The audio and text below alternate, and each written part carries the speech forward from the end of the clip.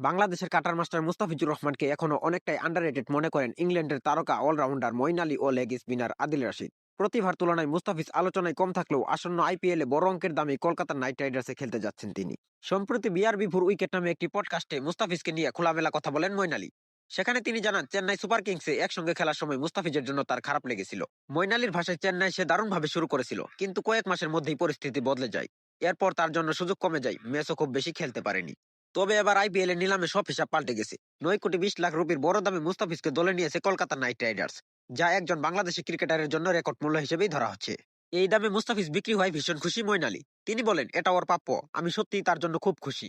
পডকাস্টে মুস্তাফিজের স্কিল নিয়েও প্রশংসা করেন মঈন আলী। তার মতে ওর স্লো বল খুবই দুর্দান্ত এবং সেই সাথে তার দক্ষতাও অসাধারণ, কিন্তু ও খুব আন্ডাররেটেড বলেই রাডারে কম আসে। মঈন আলীর কথার সঙ্গে একমত পোষণ করেন ইংলিশ আরেক ক্রিকেটার আদিল রাশিদ। মুস্তাফিজের প্রশংসা করে তিনি বলেন, আন্তর্জাতিক ক্রিকেটেও সে নিয়মিত পারফর্ম করে, এই মূল্য তার একেবারেই প্রাপ্য। তবুও সে আন্ডাররেটেড থেকেই যাচ্ছে। এদিকে মাঠের পারফরমেন্সে মুস্তাফিজ এখনো যে কতটা ভয়ঙ্কর তা প্রমাণ মিলছে আন্তর্জাতিক টি-20 লিগে। দুবাই ক্যাপিটালসের হয়ে মাত্র 8 ম্যাচে 15টি উইকেট নিয়ে চলিত আসরে দ্বিতীয় সর্বোচ্চ উইকেট শিকারী হয়েছেন তিনি, যেখানে শীর্ষে থাকা মোহাম্মদ ওয়াসিম 2 ম্যাচ বেশি খেলেও মাত্র 2 উইকেট বেশি পেয়েছেন। দুবাই ক্যাপিটালসকে প্লে অফে তুলে দিয়ে দেশে ফিরেছেন মুস্তাফিজ।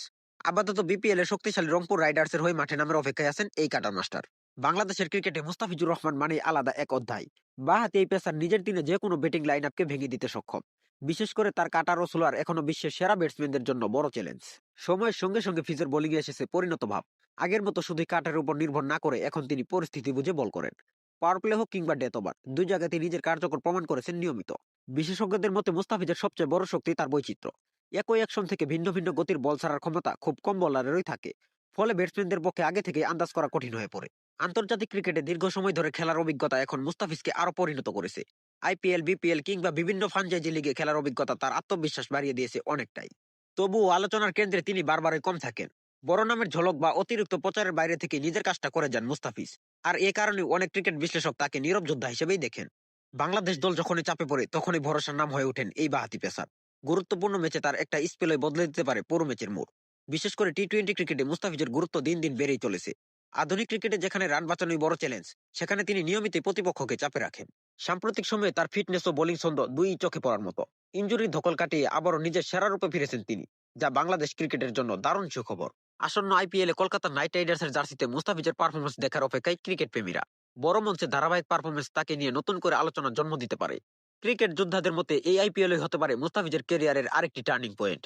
ভালো করলে শুধু ফ্রাঞ্চাইজি ক্রিকেট নয়, আন্তর্জাতিক অঙ্গনেও তার গুরুত্ব আরো বাড়বে। এদিকে বিপিএল এ রংপুর রাইডার্সের শক্তি হিসেবেও মুস্তাফিজ বড় ভূমিকা রাখতে পারেন। অভিজ্ঞ এই পেসারের উপস্থিতি দলকে বাড়তি আত্মবিশ্বাস দেবে বলেই মনে করছেন সংশ্লিষ্টরা। সব মিলিয়ে মুস্তাফিজুর রহমান এখন এমন এক পর্যায়ে দাঁড়িয়ে যেখানে তার পারফরমেন্সই হয়ে উঠতে পারে তার সবচেয়ে বড় পরিচয়। আন্ডাররেটেড তকমা ছাপিয়ে অপেক্ষা করছে নতুন চ্যালেঞ্জ। নীরবে নিভৃতে নিজের কাজটাই করে যাচ্ছেন কাটার মাস্টার। সময়ই বলে দেবে এই অধ্যায়ের শেষটা ঠিক কতটা রঙিন হতে যাচ্ছে।